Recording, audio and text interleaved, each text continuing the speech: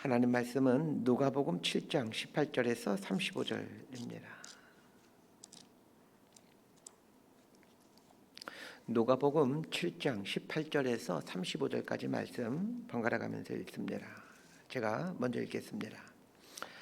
요한의 제자들이 이 모든 일을 그에게 알리니 요한이 그 제자 중 둘을 불러 주께 보내어 이르되 오실 그이가 당신이오니이까 우리가 다른 이를 기다리오리까 하라 하매 그들이 예수께 나아가 이르되 세례 요한이 우리를 보내어 당신께 여쭈어보라고 하기를 오실 그이가 당신이오니이까 우리가 다른 이를 기다리오리까 하더이다 하니 마침 그때에 예수께서 질병과 고통과 및 악귀 들린 자를 많이 고치시며 또 많은 맹인을 보게 하신지라. 예수께서 대답하여 이르시되 너희가 가서 보고 들은 것을 요한에게 알리되 맹인이 보며 못 걷는 사람이 걸으며 나병한 자가 깨끗함을 받으며 귀먹은 사람이 들으며 죽은 자가 살아나며 가난한 자에게 복음이 전파된다 하라. 누구든지 나로 말미암아 실족하지 아니하는 자는 복이 있도다 하시니라. 요한이 보낸 자가 떠난 후에 예수께서 무리에게 요한에 대하여 말씀하시되 너희가 무엇을 보려고 광야에 나갔더냐? 바람에 흔들리는 갈대냐? 그러면 너희가 무엇을 보려고 나갔더냐? 부드러운 옷 입은 사람이냐? 보라, 화려한 옷을 입고 사치하게 지내는 자는 왕궁에 있느니라. 그러면 너희가 무엇을 보려고 나갔더냐? 선지자냐? 옳다. 내가 너희에게 이르노니 선지자보다 훌륭한 자니라. 기록된 바 보라 내가 내 사자를 내 앞에 보내노니 그가 내 앞에서 내 길을 준비하리라 한 것이 이 사람에 대한 말씀이라. 내가 너희에게 말하노니 여자가 낳은 자 중에 요한보다 큰 자가 없도다. 그러나 하나님의 나라에서는 극히 작은 자라도 그보다 크니라 하시니 모든 백성과 세리들은 이미 요한의 세례를 받은지라. 이 말씀을 듣고 하나님을 의롭다 하되 바리새인과 율법교사들은 그의 세례를 받지 아니하므로 그들 자신을 위한 하나님의 뜻을 저버리니라. 또 이르시되 이 세대의 사람을 무엇으로 비유할까? 무엇과 같은가? 비유하건대 아이들이 장터에 앉아 서로 불러 이르되 우리가 너희를 향하여 피리를 불어도 너희가 춤추질 않고 우리가 곡하여도 너희가 울지 아니하였다 함과 같도다. 세례 요한이 와서 떡도 먹지 아니하며 포도주도 마시지 아니하매 너희 말이 귀신이 들렸다 하더니 35절까지 함께 읽습니다. 인자는 와서 먹고 마시매 너희 말이 보라 먹기를 탐하고 포도주를 즐기는 사람이요 세리와 죄인의 친구로다 하니 지혜는 자기의 모든 자녀로 인하여 옳다함을 얻느니라. 아멘. 이 믿음이라는 말과 흔들린다라는 말은 전혀 어울리지 않는 단어입니다. 우리말 사전에서는 믿음이라는 단어를 신념이라는 단어와 동일어로 사용하면서 어떠한 가치관, 종교, 사람, 사실 등에 대해 다른 사람의 동의와 관계없이 확고한 진리로서 받아들이는 개인적인 심리 상태 이렇게 정의해주고 있습니다. 우리는 믿음을 흔들림 없는 확고한 심리적 상태로 이해하고 있습니다. 그러나 우리가 하나님을 믿음에 있어서 정말 흔들림 없는 확고한 신념으로 하나님을 신앙하고 있습니까? 그렇지 않습니다. 믿음은 흔들림 속에서 깊어져 가고 온전해져 갑니다. 오늘 본문에는 세례 요한이 등장합니다. 그런데 우리가 알고 있는 그 세례 요한의 모습과는 너무나도 다른 그 흔들리고 있는 세례 요한의 모습을 오늘 성경은 얘기해 주고 있습니다. 세례 요한이 누구입니까? 자신에게 세례를 받기 위해 줄을 선 바리새인과 사두개인들에게 이 독사의 자식들아 누가 너희를 가르쳐 임박한 진노를 피하라 하더냐. 그 아주 그 서슬픈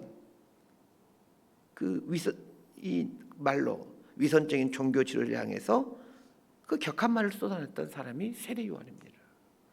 정말 어느 누구도 두려워하지 않는 그런 사람이 세례 요한이었죠. 거기서 그치지 않죠. 당시 최고의 권력가인 헤롯 안티파스가 자신의 제수와 결혼하는 것을 공개적으로 비난했던 사람입니다. 절대 권력을 갖고 있는 왕에 대해서 가감없이 순서를 했던 사람입니다. 죽음을 두려워하지 않는 하나님의 사람이었습니다. 세례 요한은 강직한 독설가만은 아니었습니다. 예수님에 대해서는 보라 세상죄를 지고 가는 하나님의 어린 양이로다 라고 하면서 예수님이 메시아라는 것을 확신하면서 사람들에게 예수님이 메시아임을 소개하고 나는 그분의 신발끈조차 풀 수 없는 자이다 라고 말하는 믿음의 사람이고 겸손한 사람입니다. 자, 그런데 오늘 본문에서는 이러한 세례 요한의 모습이라고는 전혀 찾아볼 수가 없습니다. 오히려 자신의 제자들을 예수님께 보내요. 정말 당신이 메시아가 맞습니까?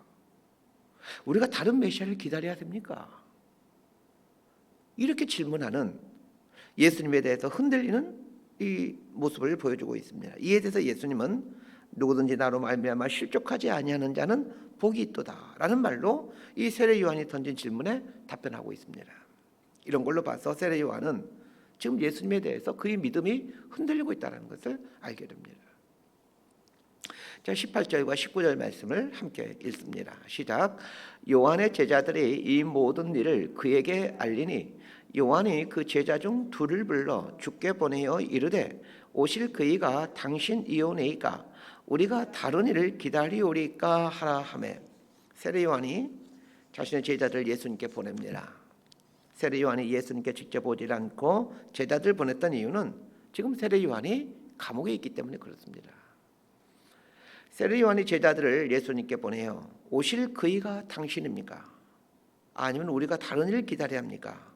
라는 심각한 질문을 합니다. 지금까지 세례 요한이 많은 사람들에게 보라 저분이 메시아이다.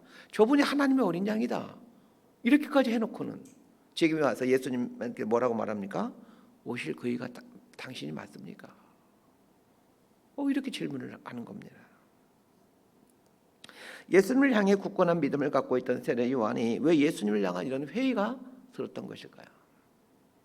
이걸 통해 중요한 사실 한 가지를 알게 됩니다. 우리도 예수님에 대해 회의가 들고 의심이 들 수 있다는 것입니다. 세례 요한 같은 사람도 회의가 들었는데 우리들은 오죽하겠습니까? 세례 요한이 제자들 보내 예수님께 오실 그이가 당신입니까? 라고 묻습니다. 이에 대해 예수님 뭐라고 말씀합니까? 21절에서 23절까지 말씀 함께 읽습니다. 시작. 마침 그때에 예수께서 질병과 고통과 및 악기 들린 자를 많이 고치시며 또 많은 맹인을 보게 하신지라. 예수께서 대답하여 이르시되 너희가 가서 보고 들은 것을 요한에게 알리되 맹인이 보며 못 걷는 사람이 걸으며 나병 환자가 깨끗함을 받으며 귀먹은 사람이 들으며 죽은 자가 살아나며 가난한 자에게 복음이 전파된다 하라. 누구든지 나로 말미암아 실족하지 아니하는 자는 복이 있도다 하시니라. 예수님은 누구든지 나로 말미암아 실족하지 아니하는 자는 이렇게 말씀하십니다. 자, 이 말을 뒤집어 생각하면 예수를 믿는 사람들이 실족할 수 있다는 것을 말해주죠. 자, 여기서 예외가 되는 사람은 한 사람도 없습니다. 여자가 낳은 자 중에 가장 큰 자라고 했던 세례 요한도 예수님에 대해서 실족할 뻔했다라면, 하나님을 믿는 신앙에 대해서 실족할 뻔했다라면 이 땅에 있는 모든 그리스도인들은 예수님으로 인해서 신앙에 대해서 실족할 수 있는 가능성이 있습니다.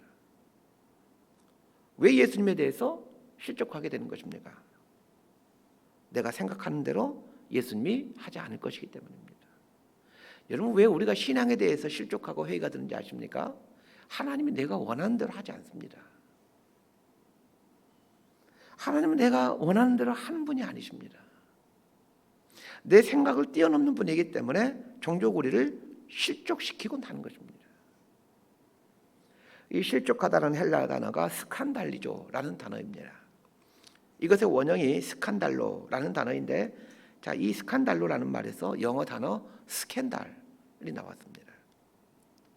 스칸달리조라는 말의 뜻은 길을 가다가 장애물을 만나 넘어지다라는 뜻입니다. 이 실족이라는 한자어는 이를 실 발족입니다. 해석하면 발을 잃다입니다. 어떻게 발을 잃을 수 있습니까? 발은 걷도록 하기 위해 만들어진 신체 기관입니다. 발이 해야 될 본래의 일을 하지 않을 때 발을 잃게 됩니다. 즉, 발이 해야 되는 일이 걷는 일인데 걷는 일을 멈추었을 때 그때가 실족, 발을 잃을 때입니다. 스칸달리조라는 말은 길을 가다가 장애물을 만나 넘어진 상태라고를 말한다라고 했습니다. 자, 길은 가기 위해서 만들어진 것이 길입니다. 그런 면에서 믿음은 끝이 없는, 계속해서 가야 하는 길입니다. 믿음의 길은 끝이 없는 길입니다. 끊임없이 가고 가야 하는 길이 믿음의 길입니다. 그런데 이 믿음의 길을 가다가 걷지 않게 되면, 중간에 멈춰서게 되면 그게 실족하는 것이죠. 믿음의 여정을 하는 동안에 우리를 넘어뜨리는 장애물들이 있습니다. 그 장애물은 대체적으로 두 가지의 모습으로 존재합니다. 첫 번째는 이해할 수 없는 사건입니다. 내 삶에 일어나는 그 이해할 수 없는 사건, 사고는 믿음의 길을 가는 것을 멈춰서게 합니다. 이해할 수 없는 사건 때문에 정말 하나님 계시는 것 맞습니까? 정말 하나님 살아계시는 것입니까? 하나님이 계시는데 왜 이런 일이 일어납니까? 라고 울부짖고 탄식하게 됩니다. 두 번째 장애물은 나를 넘어뜨리는 사람입니다. 그러니까 사건과 사람이 우리를 실족하게 만듭니다. 믿음의 여정을 하는 중에 실족하게 하는 사람은 아이러니하게도 신앙을 갖고 있는 사람입니다. 전 지금껏 목회를 하면서 주일학교 어린아이 때문에 실족한 적은 한 번도 없습니다. 다 믿음이 좋은 사람이라고 생각하는 사람 때문에 실족하는 거지, 뭐 교회 학교 어린이거나 아니면 이제 처음 신앙생활 하는 사람 때문에 실족한 적은 없습니다. 믿음이 좋다라고 여기는 사람 때문에 실족합니다.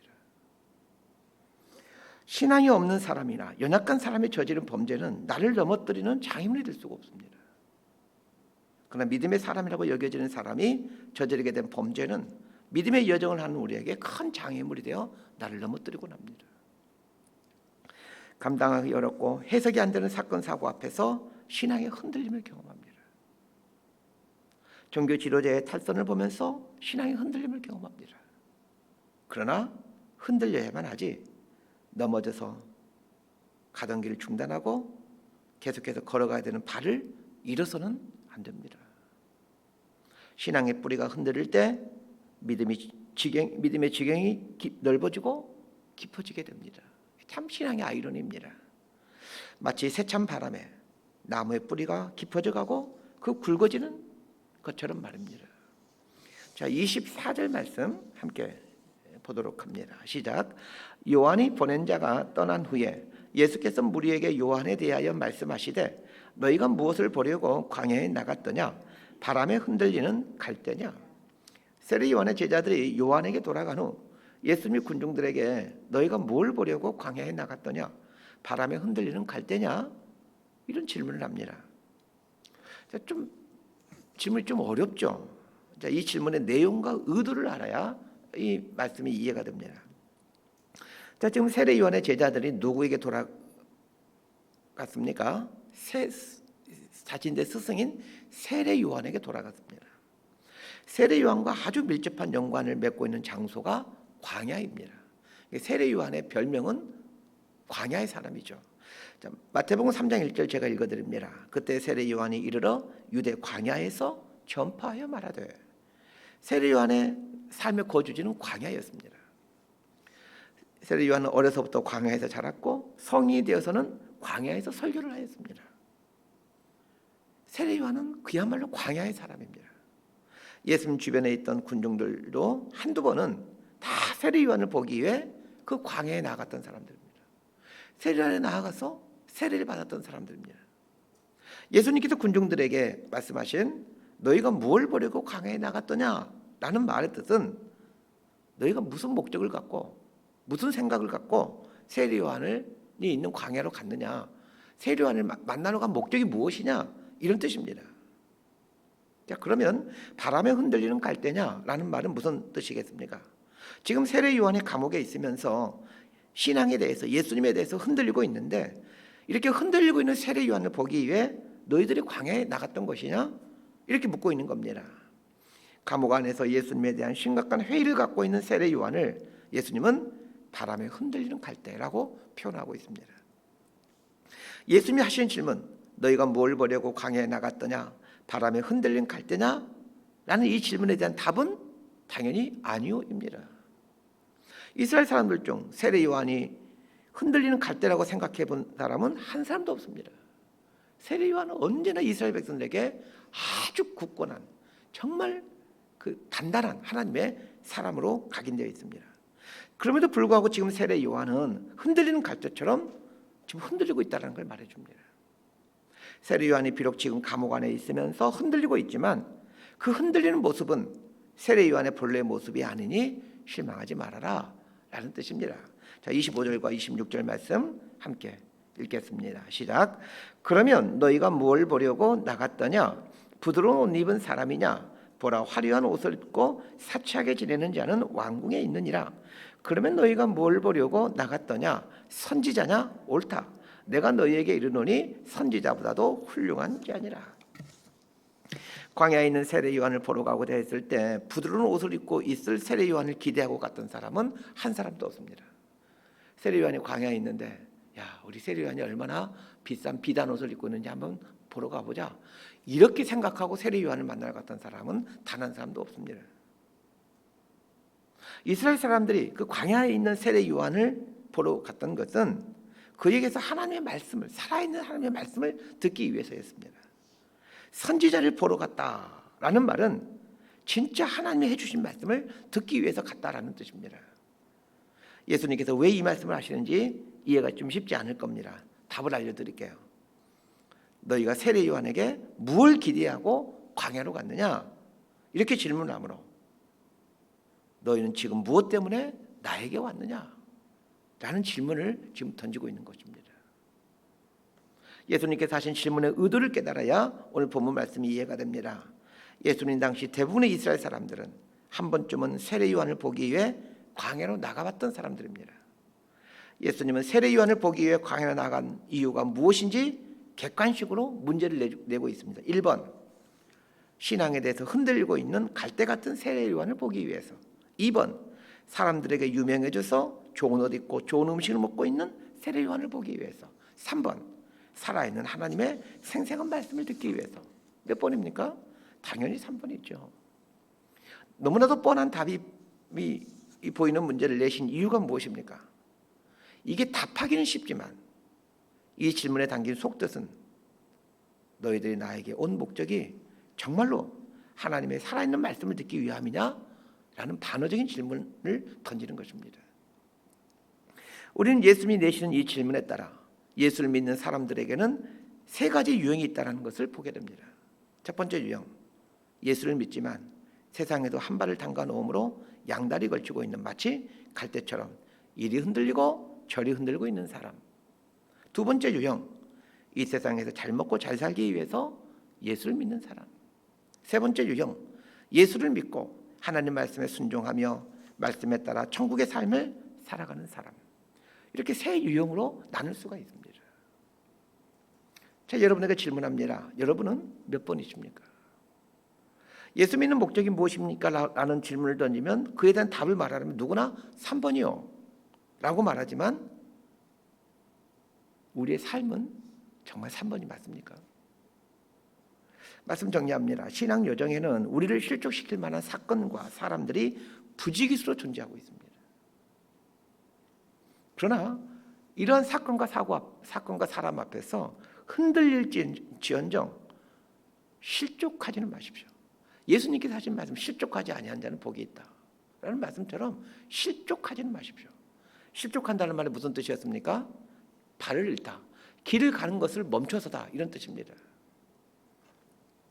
마케루스 성의 지하 감옥에서 예수님에 대해서, 신앙에 대해서 의심하고 있는 세례 요한에게 예수님께서 해주신 말씀, 누구든지 나로 말미암아 실족하지 아니하는 자는 복이 있도다 하신 이 말씀을 우리 마음에 새기며 살았으면 좋겠습니다. 그렇게 하면 우리 앞에 펼쳐진 이 믿음의 길을 걸어갔으면 합니다. 믿음의 길을 지속할수록 하나님에 대한 지경이 깊어져 갑니다. 또 하나 기억해야 될 것이 있습니다. 신앙생활은 광야입니다. 신앙생활은 광야예요. 뭘 보려고 이 광야로 들어오셨습니까? 흔들리는 갈대입니까? 한 발은 세상, 한 발은 하나님께 두고 왔다 갔다 하기 위해서, 이리 흔들리고 저리 흔들리기 위해서 이 광야 같은 신앙생활 속으로 들어오셨습니까? 아니면 부드러운 옷을 입고 왕궁에서 살아보고 싶어서, 즉 내가 원하는 대로 하고 싶어서, 내가 원하는 것을 하나님의 전능하신 힘을 빌어서 이루게 함으로 나의 욕망과 요구를 뜻을 이루어가는 삶을 살기 위해서 이 신앙생활을 시작하셨습니까? 신앙생활에는 세 가지 유형이 있습니다. 흔들리는 갈대, 부드러운 옷을 입고 살아가는 삶, 예수님이 가신 십자가의 삶에 뿔을 내리고 사는 삶. 이 세 가지 중에 당연히 세 번째를 선택하셔야 됩니다. 이 세상을 보면 실족할 일이 많이 있지만 또한 신앙생활이 광야임을 알기에 힘들지만 믿음으로 이 광야의 정을 꿋꿋이 걸어가십시오.